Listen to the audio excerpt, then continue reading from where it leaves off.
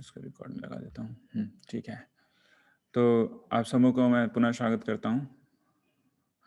आज जो भी आज की क्लास में जुड़े हैं।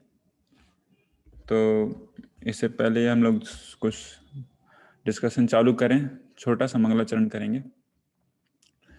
ओम अज्ञानतिमिरन्धस्य ज्ञानाञ्जनशलाकया चक्षुरुन्मीलितं येन तस्मै श्रीगुरुवे नमः। श्रीचैतन्यमनोभीष्टं स्थापितं येन भूतले स्वयं रूप कदा मह्यं ददाति स्वपदान्तिकं।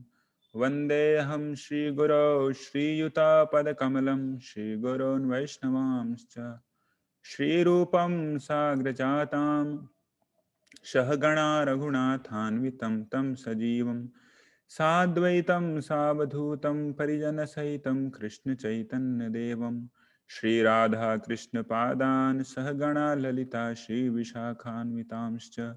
जय श्रीकृष्ण चैतन्य प्रभो नित्यानंद श्री अद्वैत गदाधर श्रीवासादि गौर भक्तवृंद। हरे कृष्णा कृष्णा कृष्णा हरे हरे, हरे राम राम राम हरे हरे। हरे कृष्ण। यत्कृपातमहं वन्दे श्रीगुरुदिनतारिणं परमानन्दं माधवं श्रीचैतन्य। हरे कृष्ण। तो आज की कक्षा में हम लोग श्री चैतन्य महाप्रभु के बारे में चर्चा करेंगे, जिसमें से कुछ मुख्य विषयों के बारे में मैं आपके सामने बताने जा रहा हूँ। कि आज हम लोग सबसे पहले चैतन्य महाप्रभु से पहले भगवान श्री कृष्ण के बारे में डिस्कस करेंगे, क्योंकि अक्सर बहुत सारे लोग चैतन्य महाप्रभु को सही रूप में कौन है वो जानते नहीं हैं। तो कई बार जब भगवान श्री चैतन्य महाप्रभु के भक्त लोग बोलते हैं कि श्री चैतन्य महाप्रभु भगवान श्री कृष्ण स्वयं हैं, तो शौक लगता है उनको कि क्या, तो पता था कि अभी तक लोग जो जानते हैं कि महान संत थे या फिर बस एक सोशल वेलफेयर या फिर सोशल रिफॉर्मर थे। तो इस तरीके की बातें बोलते हैं लोग। तो इसके लिए हम लोग ने श्री भगवान श्री कृष्ण के बारे में भी चर्चा करेंगे। सबसे पहले भगवान श्री कृष्ण की जो लीलाएं हुई हैं, तो भगवान श्री कृष्ण के भी जो अंत लीलाएं हैं उनमें हम लोग चर्चा करेंगे। आज भगवान श्री कृष्ण की प्रकट होने के कितने उद्देश्य हैं, ऐसे तो भक्त लोग जानते हैं क्या क्या उद्देश्य हैं भगवान श्री कृष्ण के प्रकट होने के। और उसके बाद हम लोग चर्चा करेंगे कि भगवान श्री कृष्ण के जाने के बाद 4500 साल के बाद कैसे भगवान श्री चैतन्य महाप्रभु के रूप में भगवान श्री कृष्ण आते हैं, उनके क्या कारण हैं। तो भगवान श्री चैतन्य महाप्रभु के आने के दो कारण हैं, एक बाह्य कारण और एक आंतरिक कारण। तो दोनों कारणों के बारे में चर्चा करेंगे। तो हम लोग पहले चलते हैं भगवान श्री कृष्ण के पास। तो श्री कृष्ण के बारे में सभी लोग जानते हैं, भगवान श्री कृष्ण के बारे में सभी लोग जानते हैं कि वो हैं कौन, है ना। कुछ लोग जानते हैं कि कृष्ण बस एक नटखट टाइप का एक व्यक्ति था जो कि इतिहास में था। बहुत सारे लोग तो उनको मिथ ही बताते हैं कि नहीं, ऐसा कोई इंसान हो ही नहीं सकता है। या फिर कुछ लोग बोलते हैं कि कृष्ण जब वो छोटा था तब अच्छा था, जब कृष्ण बड़े हो गए तो वो अच्छा नहीं था। तो इस तरीके की बहुत सारी भ्रांतियां भगवान श्री कृष्ण के बारे में लोग लेके रखे हुए हैं।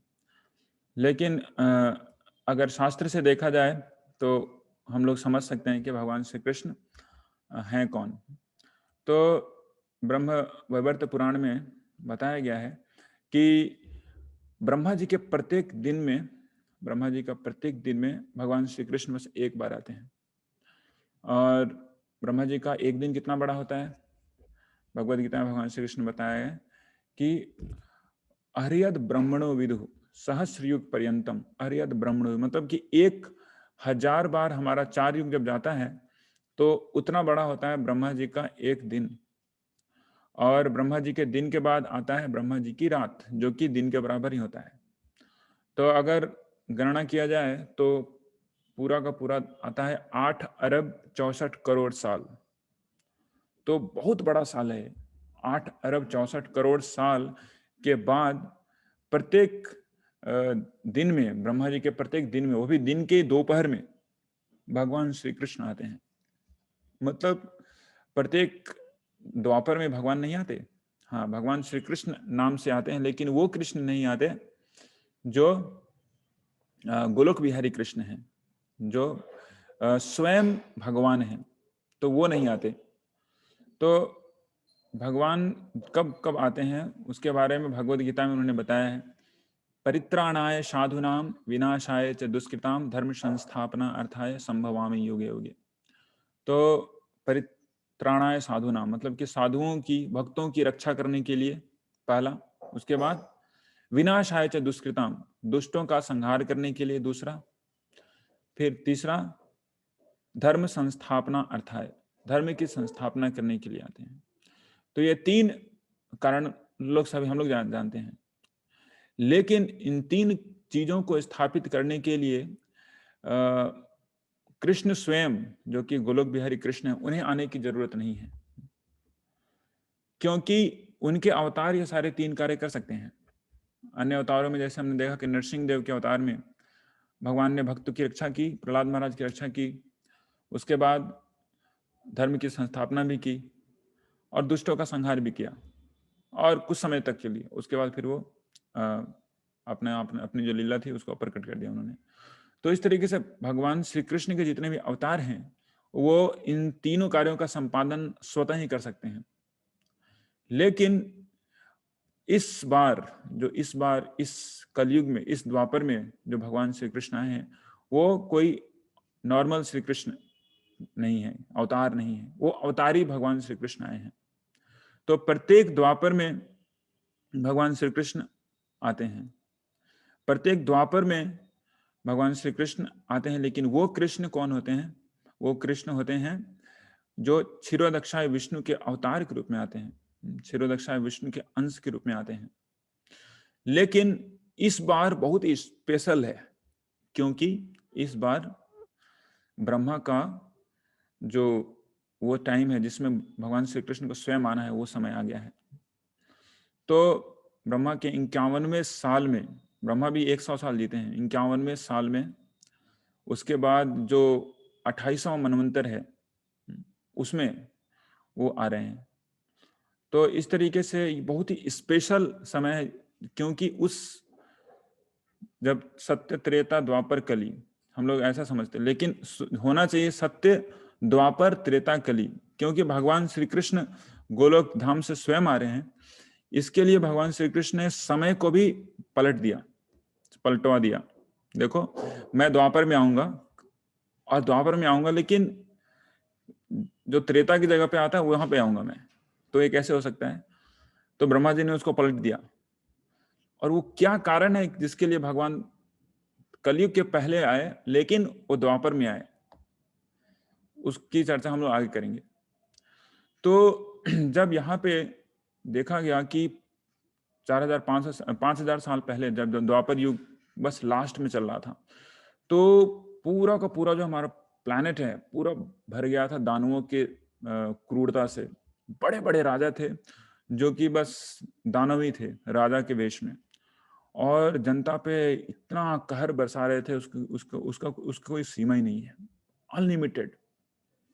तो धरती का जो बोझ है बहुत भर गया था। तो बोझ को हटाने के लिए अवतार जरूरी है। भगवान ने स्वयं कहा है कि जब जब भी इस तरीके के अधर्मी लोग बढ़ेंगे तब तब मैं आऊंगा। तो भगवान अवतार लिए, लेकिन साथ में एक दूसरा भी उनका एक कारण था अवतार लेने का, क्योंकि वो थक चुके थे यहाँ के लोगों को देख के कि मुझे इतनी ग्रैंडर से, इतने भव्यता से मेरी आराधना करते हैं, पूजा करते हैं, यार क्या बताएं लोग, पता नहीं कब मेरे प्रति वो जो इंटीमेट प्रेम है, फीलिंग है, उसको इन लोग समझ पाएंगे। वो भगवान श्री कृष्ण देना चाहते थे लोगों को। तो भगवान श्री कृष्ण के हम लोग जानते हैं कि भगवान नारायण कृष्ण एक ही है, लेकिन अगर भगवान की भक्ति की जाए तो भक्ति में भी मुख्य रूप से दो प्रकार होते हैं। एक होता है भगवान की सेवा विधि विधान से करना, और साथ में बहुत ही भव्यता से करना, जिसमें भगवान श्री कृष्ण भगवान हैं और हम भक्त हैं, ऐसी जो स्थिति है हमेशा मन में स्थापित रहती है। और दूसरा है जिसको बोलते हैं रागानुगा, जिसमें भगवान और भक्त के बीच का जो संबंध होता है बहुत ही इंटीमेट होता है। उसमें उतना ज्यादा ये नहीं दिखता कि उसमें ये नहीं ज्यादा लोग गौर करते हैं कि क्या होगा, मतलब मैं भगवान हूँ, मैं वो भगवान है, मैं भक्त हूँ, वो जो अंतर है वो कम हो जाता है। तो अभी तक जब तक ये सारा युग सत्य त्रेता द्वापर तक बस जो भगवान और भगवान के भक्तों के बीच जो संबंध था ये मुख्य रूप से भव्यता का संबंध था। लेकिन श्री कृष्ण जो कि गोलोक बिहारी श्री कृष्ण है, उन्होंने चाहा कि इस बार मैं कुछ स्पेशल देना चाहता हूँ यहाँ के जीवों को। क्या देना चाहता हूँ? एक ऐसे भक्ति को देना चाहता हूँ जो कि उन्होंने कभी पाया नहीं। पूरे चारों युग में क्या, पूरे के पूरे ब्रह्मा के दिन में जिसमें ऐसे ऐसे 1000 युग होते हैं उसमें उन्होंने नहीं पाया, वैसी भक्ति को मैं देना चाहता हूँ। तो वैसी भक्ति को कौन दे सकते हैं? वैसी भक्ति को भगवान श्री कृष्ण स्वयं दे सकते हैं जो कि गोलोक बिहारी हैं। तो उस भक्ति को देने के लिए आया। तो श्री चैतन्य चरितामृत में बताया गया है, प्रेम रस निर्यास करिते आस्वादन, राग मार्ग भक्ति लोके करिते प्राचारण। तो भगवान श्री कृष्ण आते हैं, भगवान श्री कृष्ण का ये आंतरिक रीजन है या फिर उनका कारण है जिसके लिए आते हैं, आंतरिक कारण। बाह्य कारण हमने डिस्कशन किया कि परित्राणाय साधुनाम विनाशाय च दुष्कृताम धर्म संस्थापना, लेकिन आंतरिक कारण क्या है? प्रेम रस निर्यास करिते आस्वादन। भगवान श्री कृष्ण और उनके भक्तों के बीच का जो बहुत ही आंतरिक संबंध का जो प्रेम का जो निर्यास है, प्रेम और रस, भगवान के भक्त भगवान को प्रेम देते हैं और भगवान उनका रेसिप्रिकेशन करते हैं रस से। भगवान श्री कृष्ण को बोला गया है अखिल रसामृत मूर्ति, जितने भी रस हैं उनके सागर। रस मतलब कि रेसिप्रिकेशन, मतलब संबंध, जिसे रस कहा जाता है। तो इस तरीके से तो उस प्रेम रस का निर्यास करने के लिए और उसका स्वयं भी आस्वादन करने के लिए भगवान श्री कृष्ण आए। कौन से श्री कृष्ण आए? गोलोक बिहारी श्री कृष्ण। तो जब भगवान श्री कृष्ण वृंदावन में थे तो वहां पे 2 तरह की लीलाएं करते थे। भगवान अपने भक्तों के साथ जो प्रेम संबंध था वो करते थे और बीच बीच में थोड़ा मनोरंजन भी करते थे। जैसे सुबह शाम 2-3 दानवों को वो अपनी घूसों से मार के वहां पे थोड़ा मजा करते थे, पिकनिक किया करते थे। तो वो जो घूसा मारने वाले जो कृष्ण हैं वो कृष्ण गोलोक बिहारी कृष्ण नहीं थे। वो मतलब वो भी कृष्ण ही थे, लेकिन वहां पे उस समय जो एक्टिव प्रिंसिपल थे वो थे नारायण। गोलोक बिहारी कृष्ण वो कभी दानवों को मारते नहीं।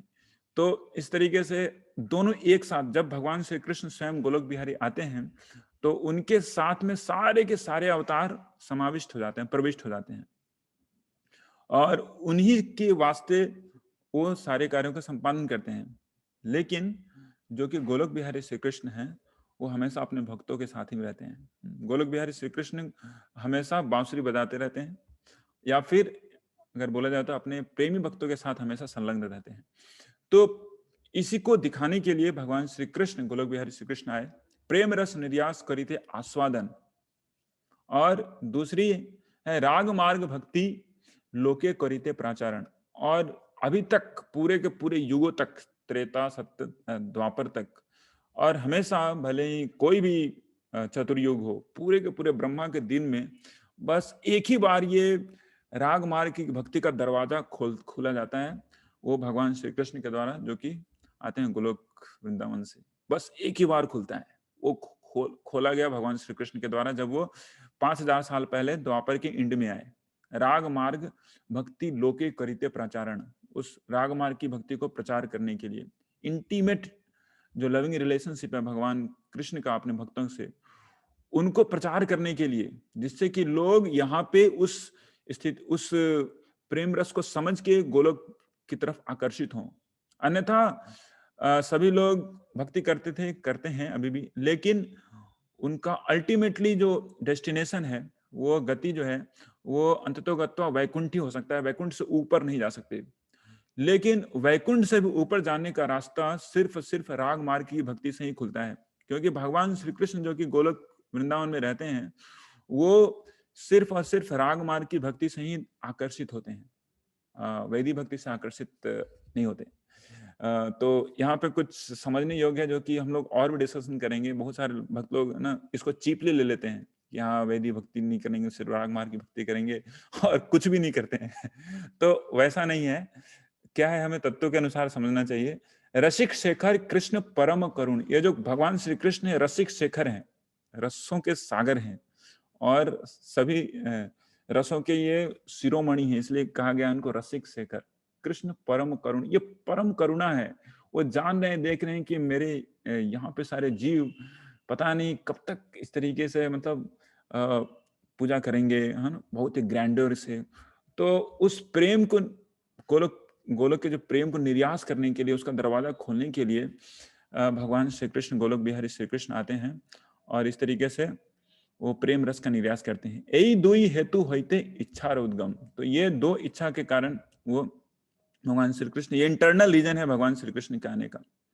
तो भगवान श्री कृष्ण ने ऐसी लीलाएं की वृंदावन में। उसके बाद हम लोग जानते हैं कि उसके बाद मथुरा गए, मथुरा में 1 साल रहने के बाद फिर नहीं साल 2 साल रहे, उसके बाद फिर गए द्वारका, फिर वहां से सारी लीलाएं हुई और अंततो गत्वा दुनिया का सबसे बड़ा, आई मीन प्लैनेट का सबसे बड़ा लड़ाई, सबसे बड़ी लड़ाई महाभारत होता है और पूरा का पूरा जो बर्डन था धरती के ऊपर उसका सफाया हो जाता है। और सफाया होने के बाद भगवान थोड़ा शांति से जाते हैं द्वारका में अपनी रानियों से मिलने के लिए। तो एक दिन की बात है जिसका वर्णन इसमें बृहत ब्रह्मवर्त पुराण में किया गया है और चैतन्य मंगल में भी इसका वर्णन करते हैं श्री लोचन दास ठाकुर। तो उसमें बताया गया है कि एक दिन श्रीपाद नारद मुनि कहाँ जाते हैं, द्वारका जाते हैं, वहां पे भगवान श्री कृष्ण से मिलने के लिए।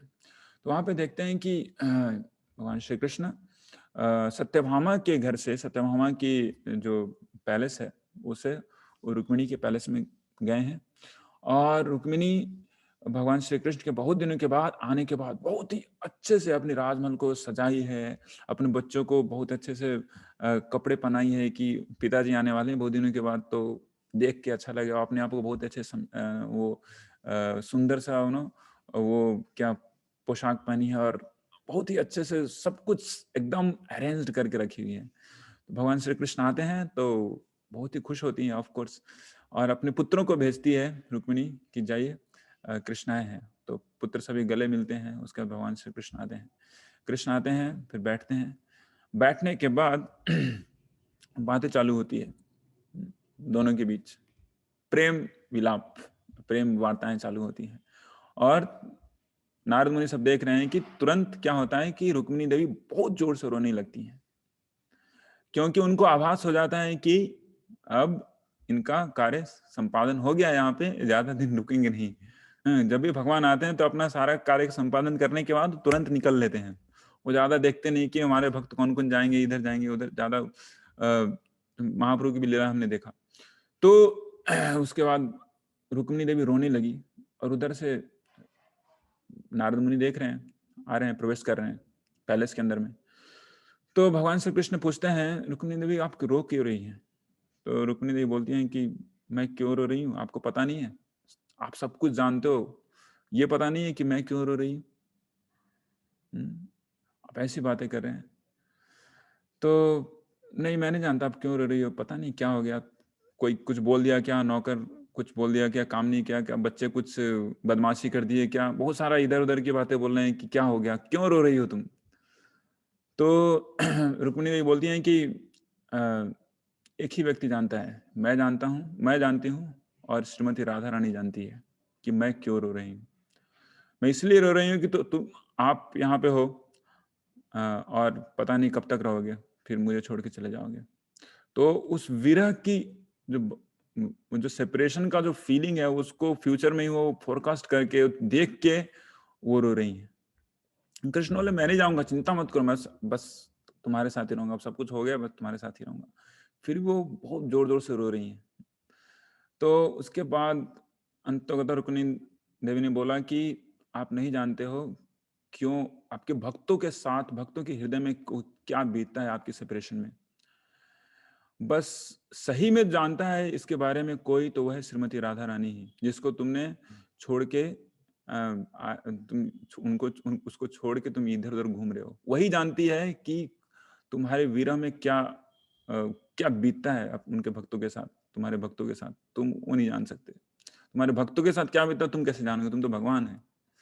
तो ऐसा चल रहा है। फिर सही में तो बहुत ही एम्बेरेसिंग सिचुएशन हो गया भगवान का कि भगवान सब कुछ सर्वज्ञाता है, ओमनीसेंट बोला जाता है। वो कुछ ऐसा है जो नहीं जानते हैं। फिर उधर से नारद मुनि आया। नारद मुनि आते ही सब कुछ उन दोनों का जो बात चल रहा था थोड़ा सा संभ्रांत हो गया कि थोड़ा सा क्या बोलते हैं उसको, थोड़ा सा उतना ज्यादा इंटीमेट सब कुछ संभल ले। अरे नारद मुनि आ रहे हैं, गुरुदेव आ रहे हैं, तो गुरुदेव को बुलाया, गुरुदेव बैठिए बैठिए। अच्छा राज सिंहासन दिया गया। फिर गुरुदेव से पूछा गया कि कैसे हैं आप नारद मुनि, क्या सब कुछ सही चल रहा है क्या? तो नारद मुनि का मुख पूरा सूखा हुआ है, ड्राई हो गया है पूरा। और भगवान श्री कृष्ण देख रहे हैं कि नारद मुनि इज नॉट हैप्पी, खुश नहीं है। नारद मुनि खुश नहीं है। तो उन्होंने पूछा कि क्या बात है मुनिवर, आप खुश नजर नहीं आ रहे हैं, आप आज क्या कुछ स्पेशल क्या है? तो इधर आज का दिन साथ कुछ गड़बड़ लग रहा है। इधर रुक्मिणी देवी नाराज है, वो रो रही है। फिर इधर नारद मुनि आप भी खुश नहीं हो, क्या चल रहा है? कुछ तो गड़बड़ है। तो नारद मुनि बोल रहे हैं कि मैं तो उदास इसीलिए हूं कि अभी आप जाने वाले हैं इसलिए उदास हूं। और आपके जाने के कारण, जाने से पहले ही जाने के बाद के जितने सारे जो लक्षण हैं वो सारे नजर आ रहे हैं। सारी की सारी जनता इस संसार की, स्पेसिफिकली भारतवर्ष की, वो अधर्मों में लिप्त जैसी नजर आ रही है। बहुत सारे लोग अधर्म कार्य करना चालू कर दिए हैं। अपोजिट सेक्स का जो संबंध है और भी ज्यादा मतलब विभत्स स्थिति में पहुंच रहा है। तो ये सारे कलयुग के लक्षण मुझे अभी नजर आ रहे हैं, जब आप अभी ही हैं। मुझे लग रहा है कि आप बहुत जल्दी अपना जो लीला है इसका संवरण करने वाले हैं।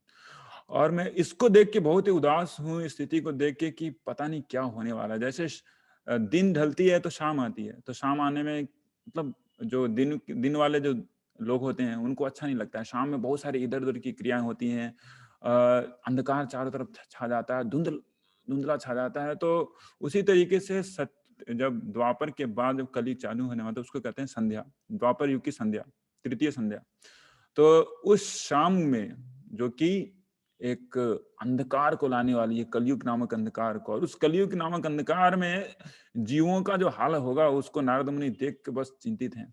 ऐसे हैं नारद मुनि। ऐसे तो यूजुअली लोग नारद मुनि को एक बहुत बार एक क्या बोलते हैं उसको, इधर की बात उधर चुगली करने वाले ऐसे समझते हैं। लेकिन नारद मुनि वैसे नहीं है। नारद मुनि परम कारुणिका है। जीवों के लिए हमेशा वो चिंतित रहते हैं कि इन जीवों का कैसे उद्धार होगा। तो ऐसे नारद मुनि इस स्थिति में बहुत ही उदास थे। और वो भगवान श्री कृष्ण पूछ रहे हैं कि भगवान आप ही बताइए, आप तो जा रहे हैं, फिर आपके आपके एब्सेंस में क्या होगा? इन लोगों का क्या होगा? ये तो लोग मरेंगे, कटेंगे, जलेंगे कलयुग की अग्नि में, ज्वाला में। तो कृष्ण बोलते हैं कि हाँ, दोनों का सॉल्यूशन साथ कुछ करना पड़ेगा। तो उसी दिन भगवान श्री कृष्ण ने नारद को बोला कि नारद मुनि चिंता मत करो, मैं कलयुग में आऊंगा। मैं कलयुग में आऊंगा, 4500 साल के बाद ही आऊंगा, और दोनों का प्रॉब्लम सॉल्व करूंगा। तो भगवान श्री कृष्ण के भक्तों की, भगवान श्री कृष्ण की जो जितनी भी सारी लीलाएं हैं वो एक दूसरे से कनेक्टेड होती है। भगवान श्री कृष्ण की लीलाओं से कनेक्टेड है श्री चैतन्य महाप्रभु की लीला।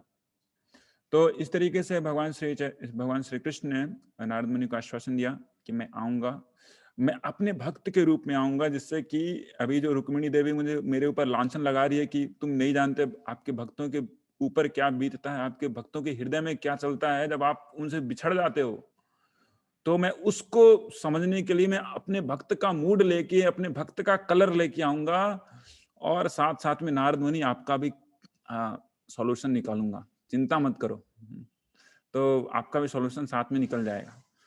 तो ये जो यहाँ पे लीलाएं हुई रुक्मिणी देवी और नारद मुनि का, ये दोनों लीलाएं दो अलग अलग जो इंटरनल और एक्सटर्नल कारण भगवान श्री चैतन्य महाप्रभु के आने के वो बनते हैं। तो भगवान श्री चैतन्य महाप्रभु आते हैं। तो चैतन्य महाप्रभु आने के बाद वो जो सुबह से ही हम लोग जानते हैं कि शुरू से ही वो हरिनाम संकीर्तन स्टार्ट करते हैं, रोते रहते हैं, फिर अगल बगल की माताएं आती हैं उनको चुप करती हैं तो चुप नहीं होते हैं, फिर हरिनाम संकीर्तन करते हैं तो हरिनाम संकीर्तन करते हुए वो क्या होते हैं, शांत होते हैं। तो हरिनाम संकीर्तन जो है ये श्री चैतन्य महाप्रभु का ऐसे प्रोमिनेंटली बाह्य दृष्टि से देखा जाए तो सबसे प्रमुख उद्देश्य है भगवान श्री चैतन्य महाप्रभु के अवतार का। और भगवान श्री चैतन्य महाप्रभु और कोई नहीं, भगवान श्री कृष्ण स्वयं है। तो श्रीपाद नारद मुनि ने बोला था कि भगवान आपको आना होगा, तो ठीक है वो आ गया। तो उन्होंने उसी समय 4500 साल पहले ही भगवान श्री कृष्ण ने बोला ठीक है आप अभी से न्योता दे दो सबको, जाओ उधर ब्रह्मा जी को बोल दो, जाओ उधर शिव को ही बोल दो, जाओ उधर विष्णु को ही बोल दो, जितने भी लोग हैं द्वारका में जाके बोल दो, सबको सबको आ जाएंगे, जो जो जिनको जिनको आना है सब आ जाएंगे। और सबको न्योता दे दिया नारद मुनि। तो सभी आए श्री चैतन्य महाप्रभु के अवतार में अपना अपना एक फॉर्म लेके, मोस्टली मेल फॉर्म लेके आए। जितने भी ट्रांसेंडेंटल फीमेल फॉर्म में थे भगवान श्री कृष्ण की लीला में 4500 साल पहले, 5000 साल पहले वृंदावन, द्वारका, मथुरा, तो सबों ने लगभग मेल फॉर्म लेके आए कब, श्री चैतन्य महाप्रभु की लीला में। तो दुई हेतु अवतारी लोहिया भक्तगण आपने आस्वादे प्रेम नाम संकीर्तन, इसी दो कारण के कारण भगवान श्री चैतन्य महाप्रभु अपने प्रेम भक्तों को लेके क्या कर रहे हैं, प्रेम नाम संकीर्तन का प्रचार कर रहे हैं। तो ये एक्सटर्नल लेजेंड्स है। से द्वारे या चांडाले कीर्तन संचारे, नाम प्रेम माला गंथी पराइला संसारे। तो से द्वारे आचान डाले, इस तरीके से श्री चैतन्य महाप्रभु प्रत्येक द्वार द्वार में जाके, यहाँ तक कि चांडाल को भी, जिनके लिए भाग्य में वेदों का कोई मतलब संपर्क ही नहीं होना चाहिए, नहीं होता था, तो उनको श्री चैतन्य महाप्रभु ने वेदों की सबसे शिरोमणि वस्तु जो है वो दिया है। श्री चैतन्य महाप्रभु अपनी शिक्षाष्टक में बोलते हैं ना, विद्या वधु जीवनम। ये चैतन्य महाप्रभु का जो हरिनाम संकीर्तन है सभी विद्याओं में सर्वश्रेष्ठ विद्या है, उसको श्री चैतन्य महाप्रभु आए और आचांडाले कीर्तन संचारे, सभी आचांडाल तक को भी उन्होंने क्या किया, कीर्तन प्रदान किया, आपने आस्वादे प्रेम। और इस तरीके से खुद वो जो प्रेम है जो कि भगवान श्री कृष्ण को उनके प्रेमी भक्त देते हैं, उसको उन्होंने खुद आस्वादन किया।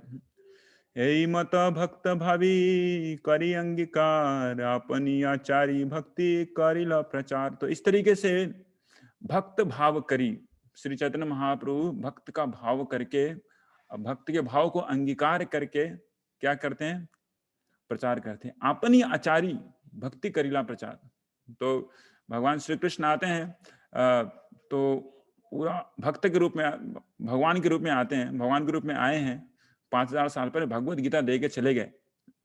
और भक्तों को तो समझना बहुत ही मुश्किल होता है, बार बार पढ़ते हैं, बार बार पढ़ते हैं, फिर भी समझ में नहीं आता है प्रभु जी क्या चल रहा है। बार बार अर्जुन पूछ रहा है कि क्या क्या लड़ना है, क्या नहीं लड़ना है, क्या संन्यास लेना है, क्या, 2 बार एक ही टाइप का क्वेश्चन पूछ रहे हैं। तीसरे अध्याय में, 5वें अध्याय में एक ही टाइप का क्वेश्चन पूछ रहे हैं, क्या क्या मतलब है, ठीक ठीक बताओ यार, क्या लड़ना है कि नहीं लड़ना है, बस।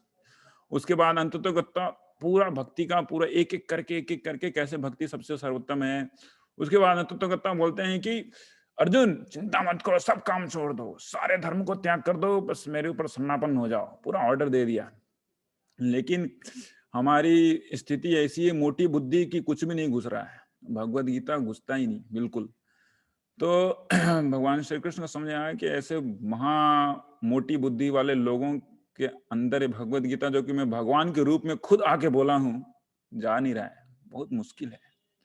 तो मुझे खुद को आचार करके इनको समझाना पड़ेगा, अन्यथा नहीं होगा। ऐसा होता है यूजुअली, अगर हम लोग भक्तों के साथ भक्ति करते हैं तो कभी कभार अगर आप कुछ बोले उन किसी भक्त को कुछ करने हेतु, भले ही वो भक्ति की कार्य है, तो साथ बोलेंगे क्या प्रभु जी आप बैठे हो, मुझे भक्ति करने के लिए बोल रहे हो, मुझे सेवा करने के लिए बोल रहे हो, अरे आप तो करो कुछ। तो जीव ऐसे हैं कि भगवान को भी खुद अपनी भक्ति करवाने के लिए मजबूर कर देते हैं, ऐसे ही है। इस तरीके का स्थिति आ गया कि भगवान श्री चैतन्य महाप्रभु हमें भक्ति करवाने के लिए भक्त का मूड लेके, भक्त का कलर लेके, पोशाक पहन के वो क्या कर रहे हैं, भक्ति का प्रचार कर रहे हैं। आपनी आचार्य भक्ति करीला प्रचार, खुद आचार करके श्री चैतन्य महाप्रभु क्या कर रहे हैं, प्रचार कर रहे हैं। और प्रचार क्या कर रहे हैं, प्रचार कर रहे हैं ऐसे रिलेशनशिप, ऐसे रस का आस्वादन करने का न्योता दे रहे हैं जीवों को, जो कि ना वो वैकुंठ में मिलता है, ना ही वो अयोध्या में मिलता है, ना ही वो द्वारका में मिलता है, और नहीं वो मथुरा में मिलता है। तो दास से साख्य वात्सल्य आर ए श्रृंगार, चारी प्रेम चतुर्विदा भक्ति आधार। तो मुख्य रूप से ये चार जो रस है, मतलब भगवान और भगवान के भक्तों के बीच में, ये शांत को हटा दिया गया है। श्री चैतन्य चरितामृत का श्री कृष्णदास कबीरदास गोस्वामी शांत रस की कोई गणना नहीं करते हैं, और चालू करते हैं दास से साख्य वात्सल्य आर ए श्रृंगार। श्रृंगार रस मतलब माधुर्य रस। तो ये चारों रस मुख्य रूप से पाए जाते हैं गोलोक वृंदावन में। तो इस चारी प्रेम चतुर्विधा भक्ति का उन्होंने क्या किया, इनका प्रचार किया। तो मुख्य रूप से ये जो है वो बाह्य रीजन बताए जाते हैं श्री चैतन्य महाप्रभु के। और जो कोई भी व्यक्ति इस हरिनाम संकीर्तन में भाग ले रहा है, जो कोई व्यक्ति इस हरिनाम संकीर्तन में भाग ले रहा है, मतलब कि वो भगवान श्री चैतन्य महाप्रभु की जो एक्सटर्नल पास टाइम्स है उसमें वो पार्ट ले रहा है, मतलब भाग ले रहा है। समझ रहे हैं ना। तो जब भगवान श्री कृष्ण आए तो उन्होंने लीलाएं की, इधर उधर बहुत सारे दानवों को मारा, बहुत सारे राजाओं को मारा, महाभारत का युद्ध रचाया, और उसके बाद वो चले गए। उसके बाद फिर लीला का संवरण हो गया। लेकिन श्री चैतन्य महाप्रभु की जो लीला है वो ऐसी है कि वो अभी भी चल रही है। भगवान श्री कृष्ण महाप्रभु के जो एक्सटर्नल जो रीजन्स है जिसके लिए वो आए थे, वो हरिनाम संकीर्तन ही था। और अभी भी जो कोई भी व्यक्ति हरिनाम संकीर्तन में भाग लेंगे, मतलब कि उन्हें समझा जाना चाहिए कि वो अभी श्री चैतन्य महाप्रभु की पास टाइम्स में भाग ले रहे हैं। तो उसके बाद श्री चैतन्य महाप्रभु के बारे में श्री चैतन्य चरितामृत का श्री कृष्णदास कविराज गोस्वामी बताते हैं कि 3 कारण है जिसके, इंटरनल कारण, आंतरिक बहुत ही गूढ़ कारण, जिसके कारण श्री चैतन्य महाप्रभु का आविर्भाव हुआ, जो कनेक्टेड है किनसे, रुक्मिणी देवी के लीला से। रुक्मिणी देवी की लीला। तो क्या रुक्मिणी देवी बोला कि आपको पता नहीं है कि क्या बीतती है आपके भक्तों के हृदय में। आपको पता नहीं भगवान के आपके भक्त कैसे होते हैं, कैसे उनका फीलिंग होता है। तो 3 चीज को प्राप्त करने के लिए, 3 चीज को जानने के लिए भगवान श्री चैतन्य महाप्रभु आते हैं। तो इस चीज जानने से पहले हम लोग एक चीज समझ लें कि भगवान श्री कृष्ण और भगवान श्री कृष्ण के भक्त के बीच का जो आदान प्रदान होता है वो किस चीज का होता है। तो भगवान श्री कृष्ण के भक्त क्या देते हैं, भगवान श्री कृष्ण को प्रेम देते हैं। प्रेम देते हैं मतलब कि बहुत लोग बोलते हैं ना गॉड इज लव, भगवान, मतलब आप देखेंगे तो लव के ऊपर में आप अगर आप टाइप करें तो बहुत सारा कुछ ऐसा आप प्रभाव मिलेगा या फिर स्लोगन्स मिल जाएंगे। God is love, love is something which everybody want. लेकिन पता नहीं क्या है ये, व्हाट इज लव, प्रेम क्या है, वस्तु पता ही नहीं है, जो कि श्री चैतन्य चरितामृत में बहुत अच्छी तरीके से बताया हुआ है। तो उस अध्याय में प्रेम और काम की तुलना भी की गई है। क्या है, बहुत सारे लोग तो अक्सर दुनिया में काम को ही प्रेम समझ बैठते हैं, मूर्ख लोग। तो वैसा एक्चुअली है नहीं। तो प्रेम एक ऐसी वस्तु है जो कि सिर्फ और सिर्फ परम पुरुषोत्तम भगवान श्री कृष्ण के साथ ही किया जा सकता है। और जो भक्त होते हैं वो जो कि भगवान की भक्ति करते हैं, वो भगवान श्री कृष्ण को प्रेम देते हैं, मतलब कि सेवा करते हैं। और भगवान श्री कृष्ण उसके बदले में उनके साथ रिलेशन बनाते हैं। मतलब कि भगवान श्री कृष्ण रस के सागर हैं, रस सागर या फिर रसिक शेखर, अखिल रसामृत मूर्ति, सभी रस के वो मूर्तिमान स्वरूप है, कंडेंस्ड स्वरूप है। तो जो कोई भक्त भगवान श्री कृष्ण के साथ भक्ति करता है, भगवान श्री कृष्ण की भक्ति करता है, तो अपना जो उनका प्रेम है, सभी व्यक्ति के पास कृष्ण प्रेम है। इसलिए बताया गया है कि कृष्ण प्रेम साध्य कबूनो है। प्रत्येक जीव के अंदर में भगवान के प्रति सेवा करने का वो जो एटीट्यूड है वो है, लेकिन न जाने कितने जन्मों के परतों, काम के परतों के ऊपर परतों के नीचे छुपा के रखे हुए हैं, छुपा के रखे हुए हैं। प्रेम देते नहीं किसी को। किसको देंगे? वो काम, क्योंकि काम ऊपर में ढका हुआ है, तो न जाने कितने सारे लोगों को बांटते फिरते हैं, काम ही बांटते फिरते हैं, इधर उधर काम बांटते फिरते हैं, लेकिन प्रेम किसी को नहीं देते। तो प्रेम सिर्फ और सिर्फ एक ही व्यक्ति को दिया जा सकता है, जो कि कृष्ण है। तो जब कोई व्यक्ति भक्ति के रूप में परिणत होता है, फिर भक्ति करना चालू करता है, तो उस प्रेम को भगवान श्री कृष्ण के चरण पे अर्पित करता है, और भगवान श्री कृष्ण उनके साथ रसास्वादन करते हैं, अपने रिलेशनशिप में उसको क्या कनेक्ट करते हैं। तो भगवान श्री कृष्ण क्या देते हैं? रस देते हैं, और भगवान श्री कृष्ण के भगवान को क्या देते हैं? प्रेम देते हैं। तो इसकी जो शिरोमणि है, भगवान श्री कृष्ण की जो प्रेम की शिरोमणि है, वही एक ही व्यक्ति है, वह है श्रीमती राधा रानी। तो सबसे सबसे सर्वश्रेष्ठ भक्त पूरे स्पिरिचुअल और मटेरियल वर्ल्ड दोनों में अगर बोला जाए तो श्रीमती राधा रानी है। तो श्रीमती राधा रानी की प्रेम को रिलीज करने के लिए, समझने के लिए भगवान श्री चैतन्य महाप्रभु आते हैं। पहला कारण है to understand the extent of Srimati Radharani's love. That's first reason. दूसरा है, उनके अंदर में कितना रस छुपा हुआ है वो भी उनको पता नहीं है ना? कैसे पता चलेगा? जैसे श्रीला भक्ति पुरुषोत्तम स्वामी महाराज एक एग्जांपल देते हैं कि एक पात्र है और उसके अंदर में आग रखा हुआ है, और दूसरा व्यक्ति, ठंडी का सीजन तो अभी जा रहा है, लेकिन थोड़े दिन पहले ना कुछ लोग, हो सकता है कि मैंने देखा था मायापुर में भी, कि कुछ लोग है ना अंगीठी जला के ऐसे आग सेकते हैं, गर्मी लेते हैं। तो गर्मी का अनुभूति कैसा होता है, कितना आनंदकारी होता है, वो आग को पता नहीं चलेगा। वो किसको पता चलेगा? जो कि वहां पे आग सेक रहा है, उसी को पता चल सकता है। तो जैसे एक पात्र में वो गर्म आग रखा हुआ है, उसी तरीके से श्रीमती राधा रानी जो है वो पात्र है प्रेम की, और भगवान श्री कृष्ण है उसको आग को सेकने वाले, प्रेम को मतलब एब्जॉर्व करने वाले, फिर एक्सेप्ट करने वाले। तो श्रीमती राधा रानी का और भगवान श्री कृष्ण का जो प्रेम और ये रस का जो संबंध है, तो उनके अंदर जो कितना रस है उसको भी नहीं जानते भगवान श्री कृष्ण। तो उसको समझने के लिए वो दूसरा कारण है। और तीसरा कारण है कि भगवान श्री कृष्ण की सेवा करने में जो राधा रानी को आनंद मिलता है वो कितना है, क्योंकि बोला गया है भोग्य और भोगी में जो भोग्य वस्तु है उसका आनंद ज्यादा होता है। तो श्रीमती राधा रानी और भगवान श्री कृष्ण एक मिरर और एक व्यक्ति के समान है। जैसे बोला जाता है कि भगवान श्री कृष्ण रस का आस्वादन जब करते हैं, मतलब प्रेम का जब आस्वादन करते हैं, तो उनका रस रिलेशनशिप का जो ये है आदान प्रदान और बढ़ता है। जैसे हम अपने सामने एक मिरर रखते हैं, तो कुछ सजाते हैं तो मिरर में ऑटोमेटिकली वो चीज आ जाता है। तो उसी तरीके से कोई अगर मुस्कुराता है तो मिरर में भी स्वतः ही वो मुस्कुराहट आ जाती है। तो श्रीमती राधा रानी को मिरर के समान बताया गया, और भगवान श्री कृष्ण जो व्यक्ति हैं, और भगवान श्री कृष्ण ऐसे क्या दे रहे हैं? रस दे रहे हैं, और मिरर से क्या आ रहा है? वो प्रेम। तो इस दोनों का कंपटीशन हो गया है, इधर वो बढ़ता है तो वो बढ़ता है, वो फिर वो बढ़ते हैं तो वो बढ़ते हैं। तो प्रेम और रस का जो कंपटीशन है वो बढ़ता जाता है, बढ़ता जाता है, बढ़ता जाता है। और सबसे दोनों कंपटीशन में जीतते कौन है? वो मिरर ही जीत जाता है, उनके पास हैप्पीनेस ज्यादा आता है। तो इसको समझने के लिए कितना हैप्पीनेस है, कितना हैप्पीनेस उनको मिलता है मुझे मेरी भक्ति करने से, उसको समझने के लिए तीसरा कारण है जिसके कारण श्री चैतन्य महाप्रभु आते हैं।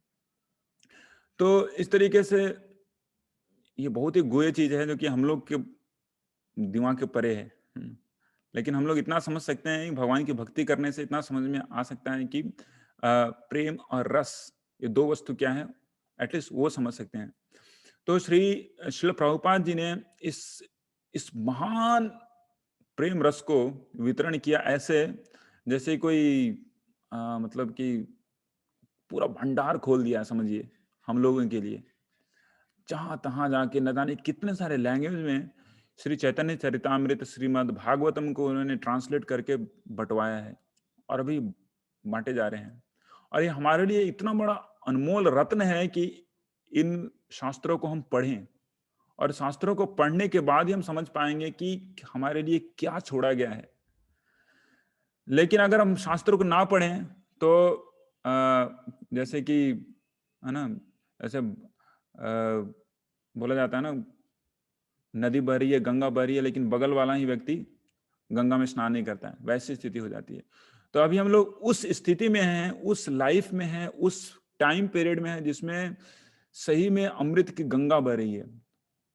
कलयुग की ग्लोरीज, स्पेसिफिकली इस कलयुग की ग्लोरी श्रीमद् भागवत में ना जाने कितने पुराणों में की गई है कि ये वाला जो कलयुग है, धन्य है ये कलयुग। और उस कलयुग में मनुष्य जन्म पाना भारतवर्ष में बहुत ही रेयर है, बहुत रेयर है। और उस रेयर में से रेयर लोगों के साथ गौड़िया वैष्णव भक्तों का मिलना और भी ज्यादा रेयर है।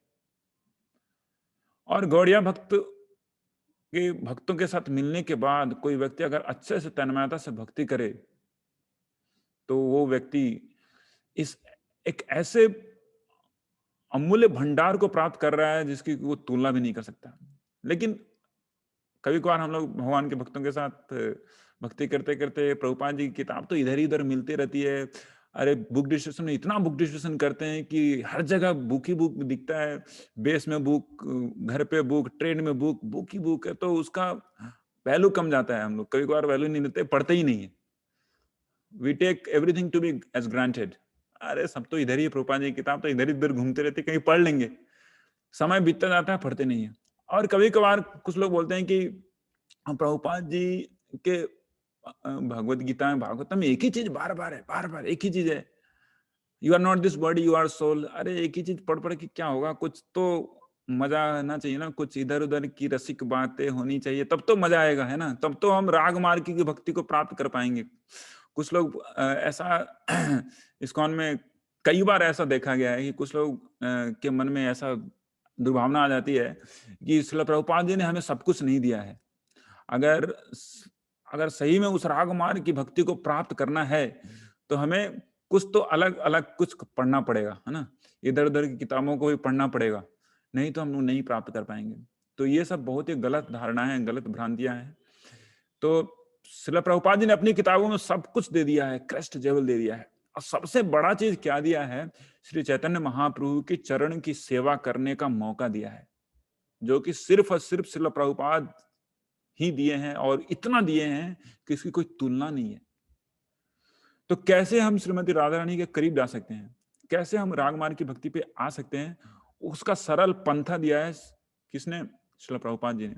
कैसे कर सकते हैं, जब श्री चैतन्य महाप्रभु की अगर हम सेवा करते हैं तो स्वतः ही, क्योंकि श्री चैतन्य महाप्रभु श्रीमती राधा रानी के भाव को लिए हुए हैं, श्रीमती राधा रानी की कांति को भी लिए हुए हैं, तो अगर हम श्री चैतन्य महाप्रभु के सेवक के रूप में अगर हम उनकी सेवा करते हैं, सेवक के रूप में, तो ऑटोमेटिकली हम लोग श्रीमती राधा रानी की सेवा करने के बराबर हो जाते हैं, श्रीमती राधा रानी की सेवा कर पा रहे हैं। मतलब कि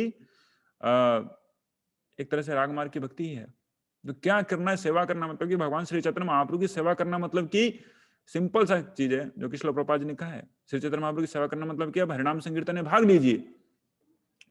हरिनाम संकीर्तन में भाग लीजिए मतलब श्रील प्रभुपाद जी की किताबों को डिस्ट्रीब्यूट कीजिए, श्रील प्रभुपाद जी की किताबों को पढ़िए, प्रसादम खाइए, प्रसादम डिस्ट्रीब्यूट कीजिए। कितना आसान है। मतलब यही रागमार्ग की भक्ति है। मतलब कि श्री चैतन्य महाप्रभु की बोला गया है, एक किताब है चैतन्य चंद्रोदय नाटक ऐसे करके, चैतन्य शतक, जिसमें बताया गया है कि जितना व्यक्ति श्री चैतन्य महाप्रभु के करीब जाएगा उनके दासत्व के रूप में, उतना ही जल्दी वो व्यक्ति श्रीमती राधा रानी के चरण के पास जा रहा है और भगवान श्री कृष्ण के प्रति प्रेम को प्राप्त कर रहा है, रागमार्ग की भक्ति को प्राप्त कर रहा है। तो हम लोग जितना ज्यादा आसक्त होंगे श्री चैतन्य महाप्रभु की हरिनाम संकीर्तन में, श्री चैतन्य महाप्रभु की सेवा में, मतलब कि हम उतना ही गोलोक वृंदावन के करीब जा रहे हैं। और ऐसा नहीं सोचना चाहिए कि कुछ छूट रहा है या फिर हम लोग कुछ मिल नहीं पा रहा है, नहीं, सब कुछ श्रील प्रभुपाद जी ने अपनी किताबों में दे दिया है। और अमूल्य भंडार है, जितना बार पढ़ें उतना ज्यादा रस का साधन होता है। सभी रस का उसमें निर्यास पहले से ही कर दिया गया है श्रील प्रभुपाद जी के द्वारा। तो आज हमने यही सब चर्चा की। ऐसे चर्चा करने के लिए बहुत कुछ है। मैं आप लोगों से अनुरोध करता हूं कि अवश्य ही आइए आप लोग सभी। अभी गौर पूर्णिमा आने वाला है, कीर्तन मेला चालू हो गया एक दिन पहले। और 17 तारीख से नवदीप मंडल परिक्रमा है, नवदीप मंडल परिक्रमा में भाग ले सकते हैं। और उसके बाद गौर पूर्णिमा है, तो गौर पूर्णिमा में कम से कम 3 दिन तो आप महाप्रभु के धाम पे रह ही सकते हैं।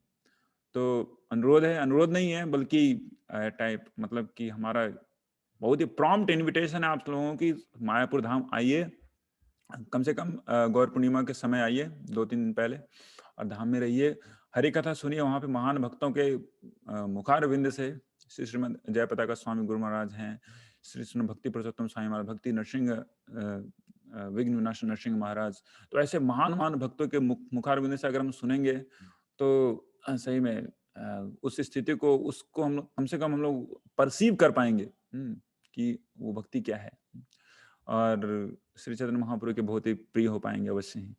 तो हमने आज चर्चा की भगवान श्री कृष्ण के बारे में, भगवान श्री कृष्ण के एक्सटर्नल और इंटरनल रीजन्स, आंतरिक और बाह्य जो रीजन्स हैं भगवान श्री चैतन्य महाप्रभु के आने के, उसके बारे में, भगवान श्री कृष्ण के बारे में। उसके बाद भगवान श्री कृष्ण की प्रकट लीला के अंत में, मतलब अंत लीला में भगवान श्री कृष्ण की यह घटना घटती है जब नारद मुनि और रुक्मिणी देवी एक ही साथ उदास हो जाते हैं। तो दोनों की उदासता को संवरण करने के लिए भगवान श्री कृष्ण बोलते हैं कि मैं आऊंगा, चिंता मत करो, दोनों का प्रॉब्लम सॉल्व करूंगा कलयुग में, 4500 साल बस बीतने दो, नारद मुनि जाओ सबको इन्विटेशन दे के आओ। तो उसके बाद श्री कृष्ण श्री चैतन्य महाप्रभु का वेश पकड़ के, चैतन्य देहम वो आते हैं कलयुग में, श्रीमती राधा रानी का भाव और श्रीमती राधा रानी का अंग कांति को लेके आते हैं। और यहाँ पे आके अनेक रीजन ऑफ कोर्स बताया जाता है कि श्री अद्वैत आचार्य की जो पुकार है, हुंकार गर्जनादि, उसको सुन के भी श्री चैतन्य महाप्रभु, उसको सुन के ही श्री चैतन्य महाप्रभु आए हैं, उसको सुन के श्री चैतन्य महाप्रभु आए हैं लोगों का निस्तार करने के लिए, उस हरिनाम संकीर्तन को खुद आस्वादन करके प्रेम हरिनाम संकीर्तन का विस्तार करने के लिए। दुई हेतु अवतारी लोहिया भक्तगण आपने आस्वादे प्रेम नाम संकीर्तन, इस तरीके से हरिनाम संकीर्तन का वो विस्तार किए हैं। और उसके बाद ऑफ कोर्स मुख्य रूप से जब वो अंत्य श्री चैतन्य चेतामी की अंत्य लीलाएं बताया गया है कि जगन्नाथपुरी में जब व्यवस्थित थे भगवान श्री चैतन्य महाप्रभु, तो उन्होंने उनके जो आंतरिक जो कारण है उनका वहां पे संपादन किया, प्रेम रस का संपादन किया। तो इस सब का उल्लेख श्री स्वरूप दामोदर गोस्वामी जी करते हैं और श्रील रूप गोस्वामी, और इस तरीके से गुरु प्रसिद्ध परंपरा में श्रील कृष्णदास कविराज गोस्वामी और हम लोग को जानने को मिला है। तो मुख्य रूप से हमें यही करना है कि श्रील प्रभुपाद जी की जो भी बातें हैं उनको एक एक करके हमें फॉलो करना चाहिए। श्रील प्रभुपाद जी किताबों को अवश्य पढ़नी चाहिए, सब कुछ सार भंडार उसमें पड़ा हुआ है और बाहर में कुछ नहीं है।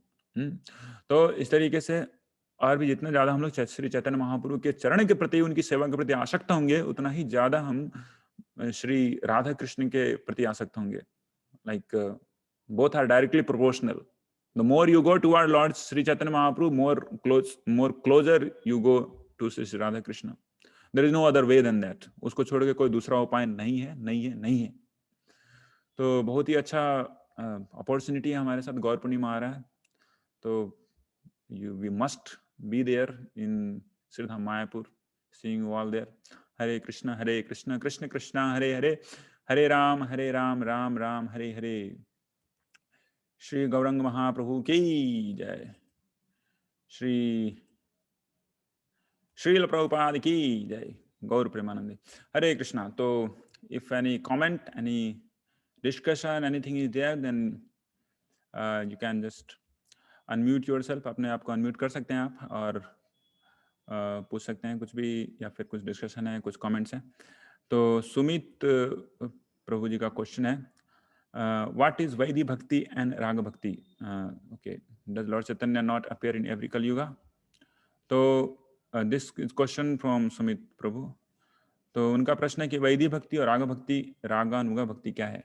तो एक बहुत ही बड़ा विषय है, लेकिन मैं ब्रीफ में बताना चाहूंगा कि वैदिक भक्ति उस भक्ति को बोलते हैं जिसमें भगवान श्री कृष्ण की आराधना तो होती है, लेकिन वो बहुत ही रूल्स रेगुलेशन और स्ट्रिक्चर्स में होती है। और उसमें हमेशा ये भाव रहता है कि भगवान श्री कृष्ण परम पुरुषोत्तम भगवान है, नारायण है, भगवान है, बस वो भगवान है, हम उनके दास हैं। बस इससे ज्यादा उनका रिलेशनशिप और आगे नहीं बढ़ता। तो अन्य जितने भी संप्रदाय हैं, नहीं नहीं, अन्य जितने संप्रदाय, ऐसा बोलना सही नहीं रहेगा, मुख्य रूप से श्री संप्रदाय में जो भगवान की भक्ति होती है वो मुख्य रूप से इस भाव में होती है, ग्रैंडर भाव में, बहुत ही वहां पे आप नहीं देखेंगे कि ना डांस कर रहे हैं भगवान के भक्त लोग वहां पे हरिनाम संकीर्तन में कूद फांद रहे हैं। कूदते फांदते लोग नहीं जा आएंगे, कूदते फांदते लोग नजर आएंगे इधर इस्कॉन वाले पागल लोग तो मतलब क्यों ये कूद फांद रहे हैं? क्योंकि कुछ स्पेशल है इधर। क्या है वो थोड़ा कनेक्शन है उनका रागमार्ग की भक्ति के साथ, जो कि श्री चैतन्य महाप्रभु की करुणा के कारण हमें मिल रहा है। तो जिसमें स्पॉन्टेनिटी आता है भगवान श्री कृष्ण के प्रति प्रेम का, जो स्पॉन्टेनियस भक्ति है वो आती है। तो और भी ज्यादा इंटीमेट होता है रागमार्ग की भक्ति, जो है रागानुग भक्ति और इंटीमेट होती है। लेकिन इसका मतलब ये नहीं कि सारे रूल्स रेगुलेशन छोड़ के जब खाओ, जब खाना है तब खाओ, जब उठना तब उठे, मंगल आरती नहीं करना है एक भी, 4 नियम का पालन, बस कुछ भी करना ही वो नहीं है। वैदिक भक्ति करना ही ऑटोमेटिकली उस लेवल तक पहुंचाता है। अगर वैदिक भक्ति करके कोई श्री चैतन्य महाप्रभु की सेवा कर रहा है, मतलब वो राग मार्ग की भक्ति करने के बराबर कहा जाता है। वही तो हमने अभी डिस्कस किया कि अगर भगवान श्री चैतन्य महाप्रभु की सेवा कर रहे हैं वैदिक भक्ति में, मतलब कि वो हमें स्वतः ही उस स्थिति तक लाएगा जिससे कि हम लोग गोलोक वृंदावन में प्रवेश करने योग्य हो सकते हैं। It's just a matter of time. तो उसको कहते हैं रागानुगा भक्ति, जिस स्थिति में व्यक्ति स्वतः ही भगवान श्री कृष्ण के प्रति आकर्षित होकर स्पॉन्टेनियस भक्ति करता है। उनको बोलने की जरूरत नहीं पड़ती, प्रभु जी उठ जाइए, प्रभु जी जप नहीं किए क्या, उनको मंत्रा मेडिटेशन सेशन में कॉल करके नहीं बुलाना पड़ता है कि प्रभु जी आ जाइए, नहीं, वो स्वतः ही वो उस तरीके से अपनी प्रस्तुति लेते हैं भगवान का नाम करने के लिए। और श्रील प्रभुपाद जी किताबें पढ़ते हैं और अपॉर्चुनिटी देखते हैं तो प्रचार करने की चेष्टा करते हैं, किन्हीं को किताबें देते हैं। तो वो सब कुछ अपने आप होता है, कोई पीछे से गन लेके नहीं रखा था, ये करना है, वो करना है, ये करना है, सब ऐसा नहीं होता है, सब नॉर्मल हो जाता है। तो उसे कहते हैं रागानुगा भक्ति। तो दूसरा प्रश्न है, does Lord Chaitanya not appear in every कलयुग? बिल्कुल सही है, प्रत्येक कलयुग में श्री चैतन्य महाप्रभु नहीं आते हैं, इसी कलयुग में आते हैं। तो श्री चैतन्य महाप्रभु जो कि भगवान श्री कृष्ण, गोलोक विहारी श्री कृष्ण स्वयं हैं, वो बस इसी कलयुग में आए हैं, बहुत ही रेयर कलयुग है। और प्रत्येक कलयुग में वो आते हैं धर्म संस्थापना करने के लिए। उनको बोला गया है गौर नारायण ऐसा करके। लेकिन वो गौर नारायण जो होते हैं वो हरिनाम संकीर्तन को देने के लिए आते हैं। हरिनाम संकीर्तन स्पेसिफिकली प्रत्येक कलयुग में आता है। हरे कृष्ण महामंत्र प्रत्येक कलयुग का है। प्रत्येक कलयुग में हरिनाम संकीर्तन क्या है, वो धर्म है। लेकिन इस कलयुग का जो हरिनाम संकीर्तन है वो स्पेशल है। This Harinam Sankirtan is fortified, empowered by Golok Bihari Shri Chaitanya Mahaprabhu. तो कुछ स्पेशल है। तो ये वाले श्री चैतन्य महाप्रभु नहीं आते हैं प्रत्येक कलयुग में, बस स्पेसिफिकली इस कलयुग में आए हैं। और हम भी इतने सौभाग्यवान हैं कि उसी कलयुग के में हम लोग भी इधर अपनी कांड लीला किए जा रहे हैं। सो आमिया प्रभु का प्रश्न है, sometimes it is very confusing that from which Prabhupada book to start with, from so many books how to dedicatedly finish the books. तो बहुत ही प्रैक्टिकल प्रश्न है इनका कि बहुत सारी किताबें हैं प्रभुपाद जी की, तो कौन सी किताब से चालू करें? तो ऐसे बोला जाए, अगर रसगुल्ला खाना है तो अब देखना नहीं चाहिए कि किधर से खाएं, इधर से खाएं तो किधर से खाएं पता नहीं, रसगुल्ला है तो रसगुल्ला खाना चाहिए। एक भक्त थे जो कि जितनी भी श्रील प्रभुपाद जी की छोटी छोटी किताबें थी उनको बस वो 4 महीने में पूरा का पूरा लगा दिए, पूरा बस 4 महीने में एक ही बार वो क्या किए, पढ़ गए। तो छोटी छोटी किताबें हैं, कितना समय लगेगा? एक दिन में बैठे तो फिर खत्म, कितना समय लगता है? ज्यादा समय नहीं लगता है। तो लगा दिए। उसके बाद उनको, उनके हृदय में ऐसा उत्कंठा थी कि मैं श्रीमद् भागवतम पढ़ना चाहता हूँ, भागवतम पढ़ना चाहता हूँ। तो मतलब बोले कि पहले छोटी किताब पढ़ लीजिए प्रभु जी, इतना कूदिए फांदी मत। तो 4 महीने में लगा दिया। उसके बाद भागवतम पढ़ रहे हैं बैठ के आराम से, बार बार लगा रहे हैं भागवतम। तो तो इस तरीके से हम लोग पढ़ सकते हैं। तो मुख्य रूप से साइंस ऑफ सेल्फ रियलाइजेशन हम लोग पहले पढ़ते हैं, ऐसे पढ़ना है तो थोड़ा और भी लॉजिकली साइंटिफिकली बहुत तरीकों से वहाँ पे श्रील प्रभुपाद जी का कन्वर्जेशन है, तो बहुत ही ईजिली हम लोग पढ़ सकते हैं उसको, ज़्यादा समय नहीं लगता है उसको पढ़ने के लिए। तो साइंस ऑफ सेल्फ रियलाइजेशन चालू कर सकते हैं और उसके बाद सभी किताबों को लगा सकते हैं जितनी जल्दी हो सके, तो इस तरीके से पढ़ सकते हैं। हाँ ठीक है, तो हम लोग यहीं पे समाप्त करते हैं आज के सेशन को। हरे कृष्णा, श्रील प्रभुपाद की जय, जय गौर भक्त वृंद की जय, गौर प्रेमानंदे, हरे कृष्णा।